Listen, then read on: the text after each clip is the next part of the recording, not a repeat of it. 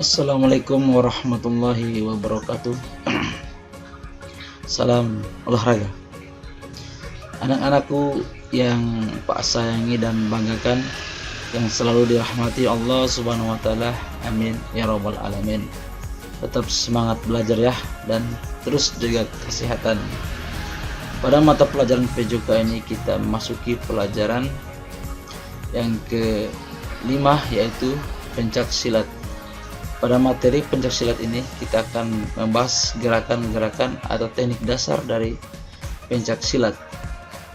Materi ini membahas tentang gerakan kuda-kuda, pukulan, tendangan, elakan, dan tangkisan. Berikut.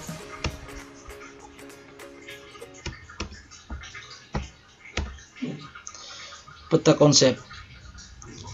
Peta konsep ini tentang variasi gerak dasar lokomotor dan non lokomotor dalam pencak silat. Jadi di sini terdapat dua bagian, yakni variasi gerak lokomotor, non lokomotor, dan variasi gerak lokomotor. Jadi di sini Pak akan bagi dalam 3 kali pertemuan. Ya, jadi pada pertemuan kali ini kita akan bahas tentang variasi gerak non lokomotor, di mana non lokomotor itu adalah gerakan yang dilakukan di tempat. Ya, contohnya seperti variasi sikap kuda-kuda, sikap tegak, sikap pukulan, sikap tendangan, sikap tangkisan, dan sikap elakan. Oke, kita lanjut. Berikut tujuan pembelajaran. Jadi tujuan pembelajaran di sini mencakup dua bagian, di mana di sini peserta dapat mendeskripsikan variasi gerakan sikap gerak non lokomotor atau non lokomotor pada gerak teknik kuda-kuda, sikap tegak, sikap pukulan, tendangan, tangkisan, dan elakan. Setelah itu peserta ini dapat mempraktekkan gerakan-gerakan tersebut.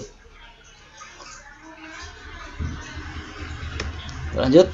Nah, kita masuk dengan yang pertama adalah variasi gerak non lokomotor pada sikap kuda-kuda. Ya, jadi pada tampak di depan ini merupakan 8 arah mata angin. Jadi kalau dalam pencak silat ini merupakan kuda-kuda 8 arah mata angin. Jadi dalam mempelajari sikap kuda-kuda, kamu perlu memahami 8 arah mata angin. Arah mata angin berfungsi sebagai acuan untuk melangkahkan kaki. Kuda-kuda 8 arah mata angin ini termasuk gerak non lokomotor. Ya, jadi bisa diperhatikan arah mata angin tersebut ada arah depan, arah belakang, terus ada arah samping kanan dan samping kiri, terus ada arah depan kiri, ada depan kanan, begitu juga belakang kiri dan belakang kanan. Nanti di sini disesuaikan langkahnya pada saat melakukan teknik kuda-kuda. Kita lihat yang pertama adalah kuda-kuda depan. Ya, bisa lihat di tampak gambar depan tersebut. Ya, jadi di sini yang perlu diperhatikan adalah sikap kedua kaki. Yang bagaimana cara melakukannya? Jadi di sini geser kaki kiri atau kaki kanan ke depan. Berat badan bertumpu pada tungkai depan. Posisi badan tegak dan pandangan ke depan. Tungkai depan ditekuk dan kaki belakang lurus. Telapak kaki belakang serong ke arah luar. Ya, jadi bisa dilihat posisi kaki depan, kaki belakang. Ya, jadi kaki mana yang ditekuk, itu harus diperhatikan. Itu kuda-kuda depan. Yang berikut kuda-kuda belakang. Ya, bisa dilihat kuda-kuda belakang. Cara melakukannya adalah posisi awal berdiri tegak di pusat arah mata angin, ya, selalu berada di pusat arah mata angin. Gerakan kaki kiri atau kanan ke belakang. Posisi badan condong ke belakang. Kaki pada posisi belakang ditekuk. Berat badan tentunya bertumpu pada tungkai belakang. Tungkai belakang dipakai sebagai tumpuan, ya. Jadi pada saat kuda-kuda belakang, kaki belakang menjadi tumpuan. Berikut, ya, ini kuda-kuda tengah. Ya, kalau kuda-kuda tengah yang menjadi tumpuannya adalah kedua kaki. Nah, bagaimana cara melakukannya? Cara melakukannya adalah tetap selalu berdiri pada posisi pusat arah mata angin. Gerakan kaki kiri atau kanan ke belakang. Posisi badan condong ke belakang. Kaki pada saat posisi belakang ditekuk. Berat badan bertumpu pada tungkai belakang. Tungkai belakang dipakai sebagai tumpuan. Jadi di sini kedua kaki atau tungkai ini menjadi tumpuan untuk badan. Jadi badan posisi berada di tengah-tengah. Berikut, ya, kuda-kuda samping. Ya, jadi kuda samping ini tumpuannya pada kaki yang ditekuk. Bisa lihat gambar tersebut. Caranya adalah sikap kuda-kuda samping dilakukan dengan geser salah satu kaki ke samping kiri atau kanan. Bisa dilihat di situ. Kaki yang posisinya tidak bergeser diluruskan. Nah, kaki yang bergeser ditekuk ke samping. Berat badan bertumpu pada kaki yang ditekuk. Nah, itu bisa diperhatikan di situ. Kita lanjut.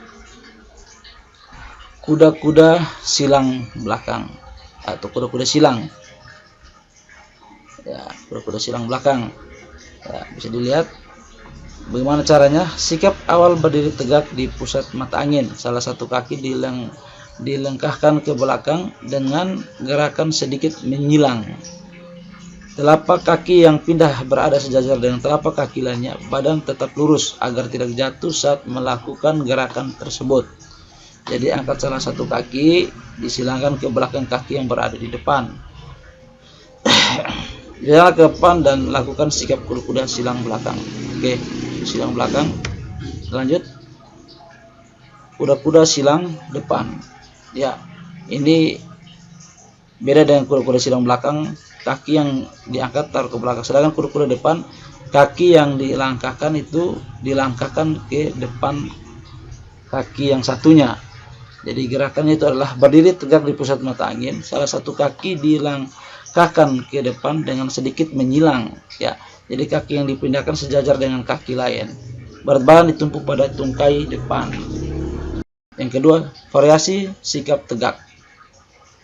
Ya, variasi sikap tegak ini ada empat macam, dimana sikap tegak ini digunakan sebagai awalan melakukan gerakan untuk berdoa, hormat, maupun melakukan gerakan lainnya. Sikap tegak, jadi sikap tegak ini dibagi menjadi dua bagian. Jadi yang pertama itu sikap tegak 1 dan sikap tegak 2. Jadi tidak jauh beda di sini. Dimana sikap tegak 1 itu dilakukan dengan berdiri tegak, kedua lengan lurus di samping badan. Begitu juga dengan sikap tegak 2, tangan dikepalkan di pinggul atau di samping badan dan pandangan tetap lurus ke depan. Ya, jadi ini tetap sama, hanya beda di tangan dikepalkan. Bagian kedua adalah sikap tegak 3 dan sikap tegak 4.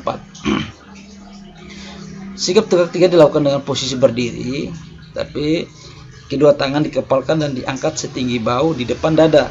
Begitu juga dengan sikap 4. Sikap tegak 4 dilakukan dengan posisi kaki terbuka selebar bahu, badan tegak dan kedua tangan disilangkan di depan dada. Ya, seperti tampak di depan tersebut. Lanjut, variasi gerak non lokomotor. Pencaksilat juga memerlukan pukulan yang benar. Pukulan menjadi alat serangan dalam pencaksilat. Kelincahan, ketepatan, dan kecepatan sebagai faktor penting dalam melakukan pukulan. Jadi di sini ada empat macam teknik pukulan atau gerakan pukulan. Yang pertama itu adalah pukulan depan atau lurus. Caranya kedua tangan bersiap depan dada, tangan yang akan memukul di kepal, telapak kaki kanan dan kiri sejajar. Tangan yang kanan memukul dengan mengubah kepala terlungkup. Ya, bisa dilihat. Jadi tangan kanan yang memukul harus pukul dengan kedua tangan yang lurus ke depan. Jadi yang satu tangan yang lurus ke depan, satu tangannya berada untuk di depan dada. Begitu juga dengan pukulan yang kedua, pukulan tegak. Jadi pukulan tegak ini tangan kanan memukul ke depan dengan kepalan tegak. Ya, kepalan tegak. Beda dengan yang pukulan lurus, jadi pukulan lurus ke depan. Terus yang ketiga adalah pukulan bandul. Jadi pukulan bandul di sini tangan yang mengayun untuk memukul ke depan dengan kepala terlungkup, tangan yang satu lagi untuk menutup badan sendiri. Ya, jadi tangannya seperti tangan yang terlungkup. Ya, pukulan bandul itu. Terus yang keempat, pukulan melingkar. Caranya adalah ayunkan tangan yang memukul secara melingkar dan dari sisi kiri, depan, kanan dengan kepalan tegak. Ya, bisa dilihat itu pukulan melingkar itu. Kita lanjut, tendangan. Ya, pada pencaksilat tendangan dilakukan dengan tungkai kaki. Tendangan untuk menyerang lawan. Apa sajakah gerakan tendangan dalam pencaksilat? Yang pastinya di sini ada tendangan lurus, tendangan melingkar, tendangan samping, dan tendangan T. Ya, bisa lihat di gambar samping tersebut. Ya, jadi di mana tendangan lurus dengan kaki kanan ditendangkan ke depan, hentakan telapak kaki sejajar dengan bahu. Begitu juga tendangan melingkar, caranya kaki kanan ditendangkan ke depan dengan hentakan punggung kaki. Dan yang ketiga, tendangan menyamping, caranya kaki kanan ditendangkan ke samping dengan punggung kaki. Begitu juga tendangan samping T, caranya ditendangkan dan dari samping ke depan dengan hentakan telapak kaki. Ya, jadi di sini yang perlu diperhatikan adalah cara menendangnya. Ada berbagai macam tendangan. Yang berikut, yang kelima, variasi gerak non-lokomotor dalam tangkisan. Jadi tangkisan merupakan gerak pembelajaran melalui kontak langsung dengan serangan lawan. Tangkisan bertujuan mengalihkan dan menahan serangan lawan. Tangkisan terdiri atas tangkisan dalam, tangkisan luar, tangkisan atas, tangkisan bawah. Dalam melakukan tangkisan, pesilat hendaknya memiliki sikap kuda-kuda yang kuat. Oke, bisa dilihat tangkisan dibagi menjadi dua, tangkisan dalam dan luar. Sikap kuda-kuda tengah, kuda-kuda kedua tangan bersiap di depan. Tarik salah satu tangan dari depan ke luar atau dari depan luar ke dalam sejajar dengan bahu. Posisi seimbang, begitupun sebaliknya. Jadi kalau tangkisan luar dari depan, dari dalam ke luar. Ya. Terus yang bagian kedua, tangkisan atas dan bawah.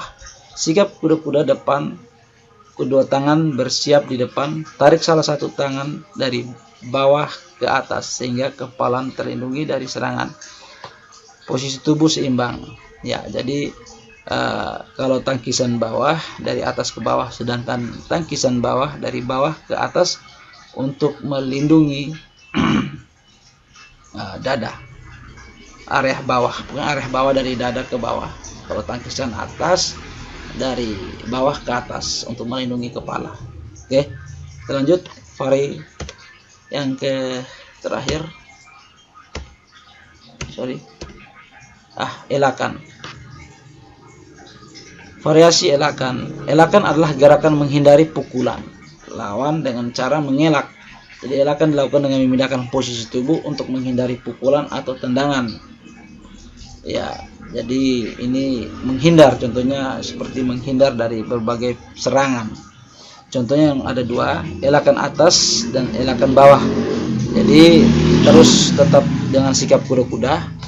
Dan kalau mengelak berarti rendahkan tubuh dengan cara lutut ditekuk tanpa memindahkan letak posisi kaki. Ya, jadi itu. Terus yang kedua adalah elakkan samping dan berputar. Caranya sikap tetap pakai sikap kuda-kuda tengah. Ya, di sini pindahkan berat badan ke samping kiri dan kanan dengan mengubah sikap kuda-kuda tengah menjadi kuda-kuda samping. Sikap tangan tetap waspada, sedangkan elakkan berputar, posisi badan sedikit condong ke belakang. Jadi yang perlu diperhatikan di sini adalah untuk menghindari serangan. Terus yang berikut, itulah pembahasan mengenai variasi gerak lokomotor, gerak non lokomotor dalam pencaksilat. Jadi setiap gerakan dasar pencaksilat hendaknya dilakukan dengan benar. Lakukan gerakan dengan benar agar terhindar dari cedera. Oke, baik, ya, ayo lakukan. Jadi di sini setelah kalian bisa mendeskripsikan berbagai macam gerakan, teknik gerakan dengan cara melakukannya, jadi kalian bisa mencari informasi ini dari berbagai internet, bagaimana cara melakukannya itu, dan ditulis atau dicatat di buku. Setelah kalian mendeskripsikan ini, kalian melakukan gerakan tersebut lakukan dengan baik dan benar.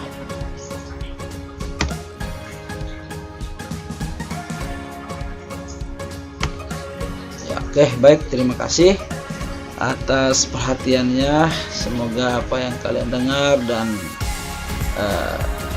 dengan apa yang kalian dengar bisa kalian simak dengan baik dan kalian praktekkan dengan baik.